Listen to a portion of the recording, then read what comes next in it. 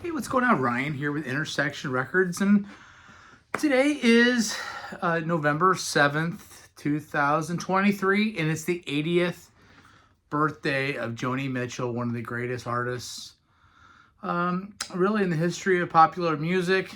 And she's done everything from folk to rock to jazz to everything in between. You know, famous for albums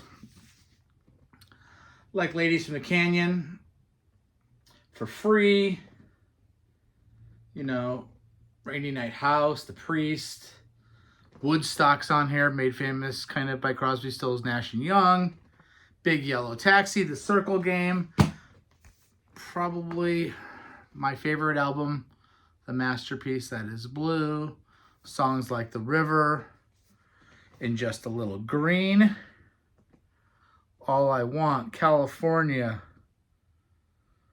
Man, a case of you. I drink a case of you. Incredible. For the Roses. Right? Yeah, she's from Alberta, Canada. She comes to the attention of the LA scene, and David Crosby, who produces her first record, gets signed, and, you know, really becomes a songwriter. Of all those people in that Laurel Canyon, California, LA scene, she kind of rises to the top as far as the songwriting is concerned. She is looked at upon her peers in a special light, and really as the 70s go on, she puts out one great album after the other, like Court and Spark. This was my gateway into her. Songs like Help Me, you know, just fantastic. The song Court and Spark itself, Free Man in Paris. Just highly recommend this. But I want to talk today about her 1977 album, Don Juan's Reckless Daughter. Okay, this is more of a jazz album. And the critics didn't like this, and I'm not sure the critics like this to this day. This is an album that can be purchased for, you know, for $10. I know where a copy right now is for $6, but I'm not going to tell you where it is because I'm going to go get another copy. And I want to talk about a song called Paprika Plains, which is a 16-minute epic. You know, again, is it jazz? Is it classical? Is it folk rock? Jaco Pastorius is on this record. He's certainly a jazz guy. Wayne Shorter's on this record. She would go on a couple years later and work with Charles Mingus on a record. One of the last things Charles Mingus, famous bass player, ever did. You know, the song Paprika Plains. And again, by the way, subscribe to my channel. We do shows every day. We just reviewed the Metallica concert the other night. But we're going to talk about great music on a daily basis. I can't really do shows. I like to say I do shows every day.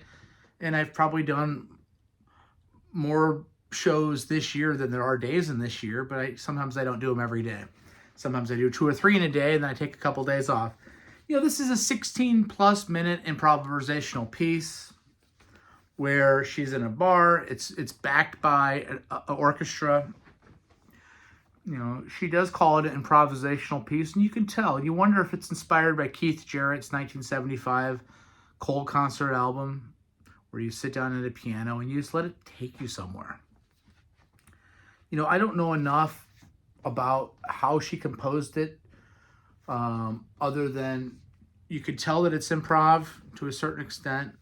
Does the orchestral arrangement then follow what was presented to them? Because it certainly seems like it, although sometimes they seem to get lost. You know, it's a whole side. So this is a double record. It's the whole side of one of the albums, of the 2 records that are in here.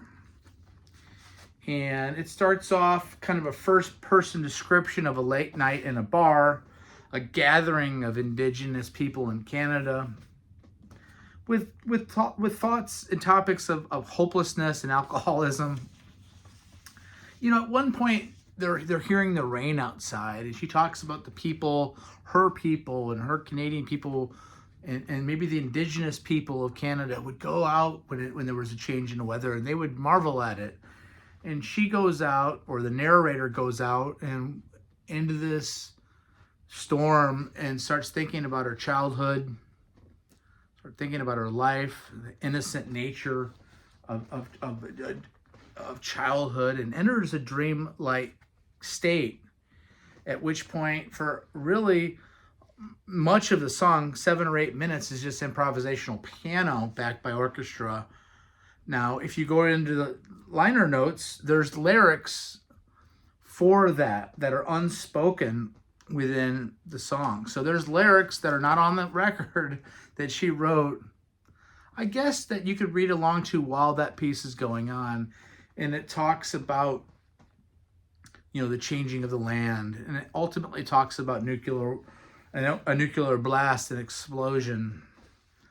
And then she comes out of this dreamlike state and enters back into the bar to see everybody drinking and having a good time, and the red eyes of Coke and J&B.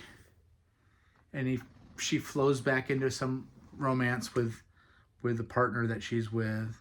I recommend this record. This is a record that, again, is a lot different. She's really exploring her jazz roots. She's really learning to get away from the rock pop world and becoming more of an artist. And if her critics don't like it, that's okay with her, because she doesn't care, and she's going to take her art to wherever it leads her, and where to go with her, and trust it. It's a beautiful song. Paprika Plains, off of Don Juan's Reckless Daughter. I highly recommend this. Happy 80th birthday, Joni. You could take a lifetime to write these albums and to listen to these albums, and her artwork is beautiful to explore too. Check out my channel. Peace out. See you.